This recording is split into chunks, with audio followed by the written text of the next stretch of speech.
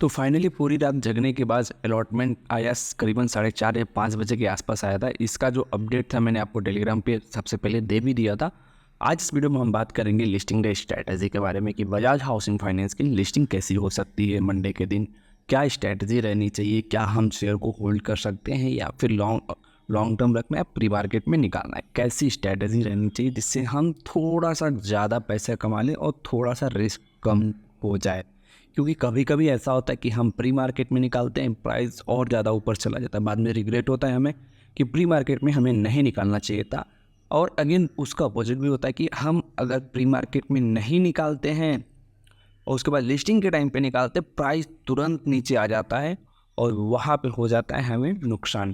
तो इसके बारे में भी बात करेंगे, सही टाइमिंग क्या रहने वाली है प्रॉफिट को बुक करने के लिए या फिर लॉन्ग टर्म होल्ड करने के लिए। तो वीडियो स्टार्ट करते हैं। तो बजाज हाउसिंग फाइनेंस का as per sources grey market चल रहा है 112% के आसपास। लिस्ट अलॉटमेंट के बाद से एक थोड़ा सा हाई हमें देखने को मिला 1% के आसपास का। यहाँ पे 111 था, अभी 112% के आसपास का जीएमपी चला गया। फिलहाल हम बात कर लेते हैं इसके जो शेयर अलॉट होंगे, आपको 214 शेयर आई हो अलॉट हो गए होंगे सबके। मैं आपको एक बार थोड़ा सा अपने ग्रुप का चैट दिखा देता हूँ।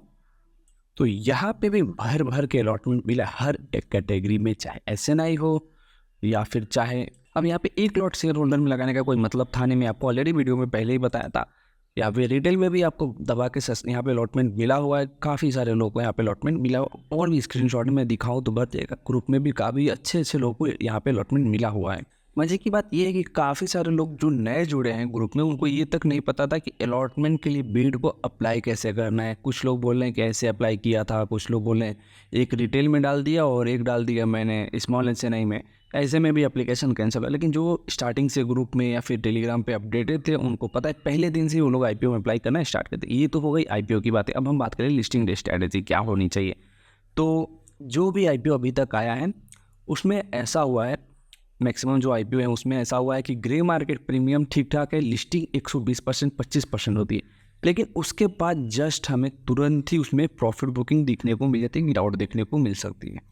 अब ऐसा मैं इसलिए बोल रहा हूँ, मैं प्रीमियर एनर्जी में लाइव आया था, वहाँ पे मैंने आपको एक चीज़ बताई थी। आप ये छोटी सी क्लिप देख लो, और चैनल पे पहली बार आया हो तो क्लिप देखने के बाद आप चैनल को सब्सक्राइब कर सकते हो। मंडे के दिन वही टाइम रहेगा 9:10 के आसपास लाइव आने का। टेलीग्राम चैनल आप ज्वाइन करके वहीं पे आपको लिंक मिल जाएगा। तो यहाँ पे मैं आपको बताया भी था ये चीज़, आप ठीक से देखो इस वीडियो को।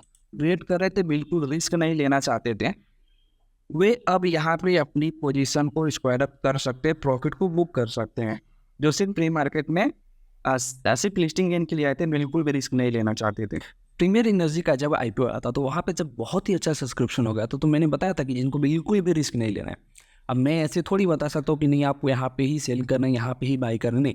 मैंने ऐसे बताया जिनको बिल्कुल रिस्क नहीं लेना है, आप यहाँ से निकल सकते हो। लेकिन जो रिस्क लेगा उसको हो सकता है थोड़ा और मोमेंटम मिल जाए या फिर थोड़ा लॉस भी होगा, दोनों चीज़ हो सकती है इस वीडियो में। लेकिन जो रिस्क नहीं लेना चाहते थे वो टॉप पे बाई किए थे। और एक चीज़ मैंने ये भी बताया था कि आपको जब भी कोई भी आईपीओ मिलता है, लॉन्ग टर्म होल्ड करने वालों को ये भी मैंने ये चीज़ बताया था। मैं आपको वो भी दिखाता हूँ। कुछ लोग पूछ रहे थे लॉन्ग टर्म के लिए होल्ड कर दूँ क्या, तो मैंने ये चीज़ आपको बताई थी, वही मैं बता रहा हूँ सर। आपको लॉन्ग टर्म के लिए रखना है, वही मैं बता रहा था कि एक टाइम पे आपको एक प्रॉफिट बुकिंग कर लेना चाहिए, और उसके बाद से जैसे इसमें नीचे आए आपको एक सपोर्ट दिखे, वहाँ पे जाके आप इसको बाई कर सकते हो। अच्छा आईपीओ हो, कितना भी सही आईपीओ हो, अपर सर्किट भी लगने वाला आईपीओ, कहीं ना कहीं जाके उसमें भी 1 या 2 दिन में प्रॉफिट बुकिंग आनी ही आनी है। अब आप आ जाओ प्रीमियर के चार्ट पे।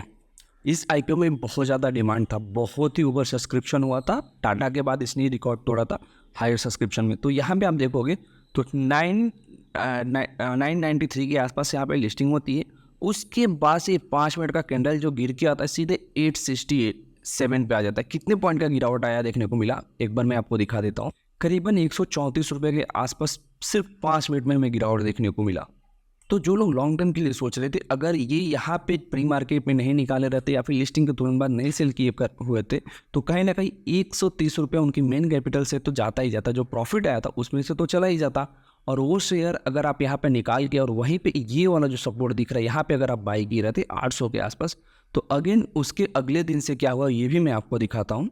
तो जो हाई लगा था यहाँ पे आप देखोगे तो 12 करीबन यहाँ पे 1260-70 रुपये के आसपास का हाई लगा था।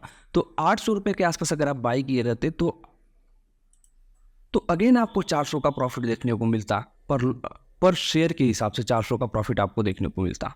तो स्ट्रैटेजी ऐसी होनी चाहिए कि नुकसान भी ना हो और प्रॉफिट में, चाहे वो लॉन्ग टर्म के लिए आप होल्ड करते हो, चाहे कैसे भी आप होल्ड करते हो, इसमें प्रॉफिट आपको होना ही चाहिए। मेरा स्ट्रैटेजी यही रहता है कि लॉन्ग टर्म के लिए आप होल्ड करो, कोई दिक्कत नहीं, लेकिन एक टाइम पे आप प्रॉफिट बुक करो।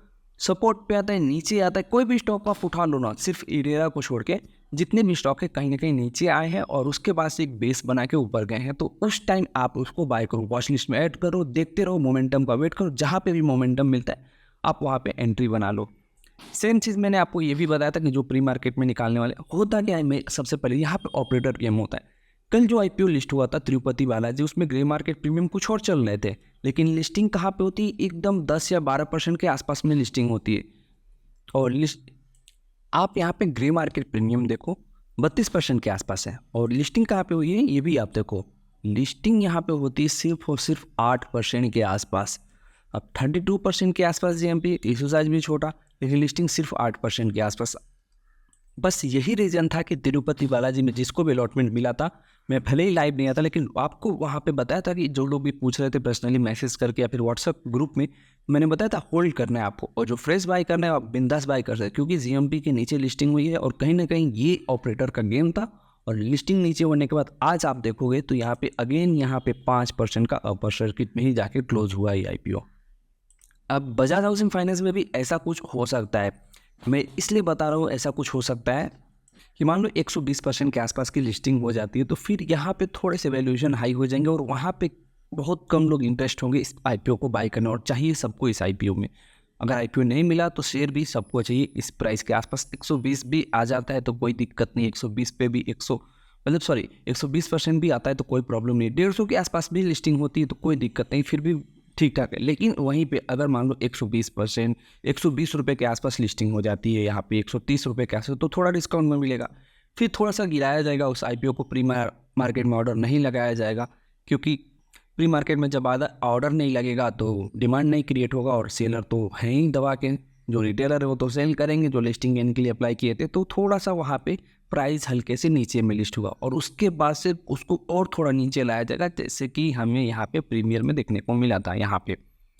और उसके बाद जब लगेगा कि हाँ अभी इस प्राइस पे हमें इस शेयर को उठाना चाहिए, तो अगले दिन से बल्क डील आना स्टार्ट हो जाएगा। 3-4 बल्क डील आए थे 850 से लेके 800 के आसपास में, 830, 850, 825। और ये चीज़ मैंने बताया था कि जहाँ पे भी आपको सपोर्ट दिखे, यहाँ पे रिजेक्शन दिखे, आप वहाँ पे अगेन बाई कर लो, उसके बाद से आप होल्ड करो।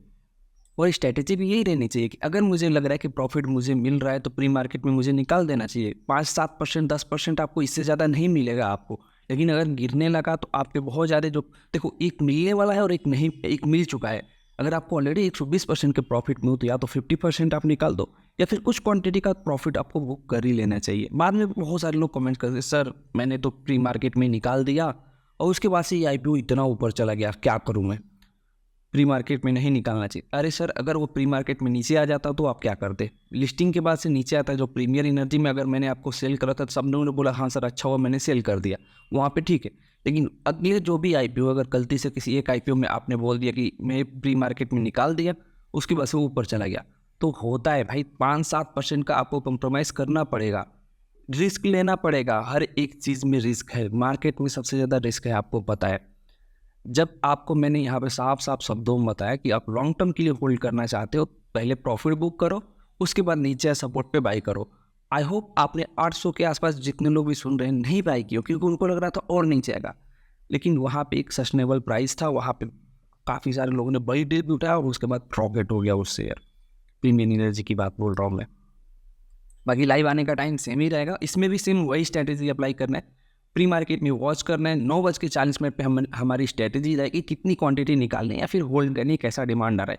उसके बाद से क्वांटिटी को सेल कब करना है, ये सारी चीज़ें हम प्री मार्केट में जिस दिन लाइव आएंगे उस दिन हम लोग लाइव मार्केट में देखेंगे, तो उसके लिए आपको चैनल को सब्सक्राइब करना पड़ेगा। मिलते एक नए वीडियो में, तब तक के लिए बाय बाय, टेक केयर। कुछ भी आपको नहीं समझ में आता है, आपको डिस्प्ले हो रहा होगा व्हाट्सअप नंबर, आप तुरंत व्हाट्सअप करिए, आपको ग्रुप में ऐड कर दिया जाएगा और वहाँ से आप कोई भी इन्फॉर्मेशन पूछ सकते हैं।